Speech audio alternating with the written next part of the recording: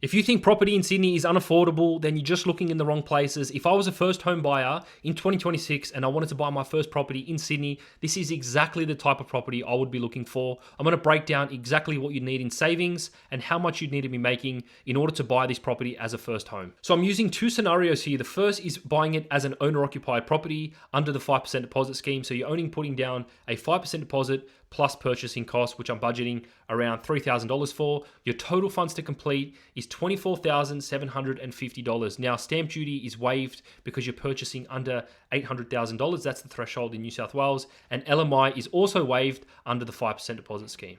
Now, it's a little bit different for an investment property. You're going to have to put down a 10% deposit, which in this case is $43,500. You're also going to have to pay stamp duty, which is just under $14,500. Now, LMI is also waived. There is a lender out there that will waive LMI for a 10% deposit under certain circumstances, regardless of your occupation. Now, purchasing costs is also $3,000. So your total funds to complete for the investment property scenario is just under $61,000. Now, mortgage repayments for the 5% deposit scenario, your LVR, which is loan to value ratio, is going to be 95%. So loan amount is $413,250, interest rate of 5.79%.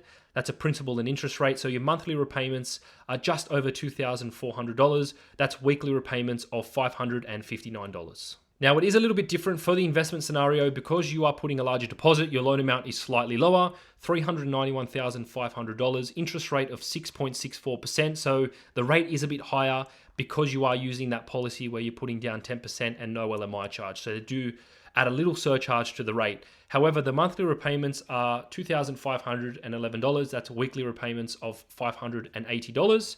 And as you can see at the bottom there, gross monthly rent, assuming $580 per week, is $2,513. So the gross rent actually covers the monthly repayments on the loan. Now, assuming you've got a $40,000 HEX debt and we're using the benchmark living expenses, if you are purchasing it as an owner-occupied property under the 5% deposit scheme, assuming you're single with no children, you would have to be earning a minimum of $90,000 a year.